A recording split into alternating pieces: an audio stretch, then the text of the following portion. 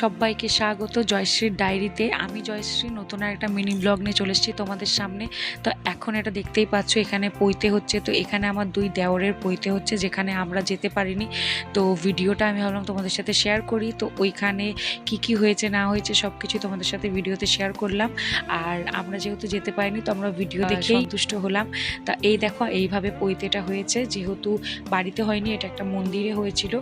তারপরের দিনই আমি চলে গেছিলাম বাপের বাড়ি। তো বাপের বাড়িতে এই যে পয়লা বৈশাখে জামা পেয়ে তেজকে খুশি। আর তারপরের দিনই ছিল হচ্ছে নীল পুজো। আর ফার্স্ট টাইম আমি তেজকে নিয়ে নীল পুজো করলাম। আর এই যে রেডি হয়ে চলে গেছিলাম দিদির বাড়ি।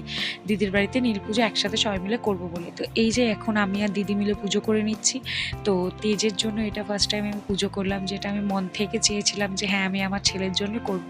তো এই যে ওকে নিয়ে পুজো করছি, আর দুই ভাই মিলে একসাথে দেখো পুজো করবে। তো এখানে আমি আর দিদি সব কিছু করে নিচ্ছি, পুষ্পাঞ্জলি। তারপরে এই যে পুজো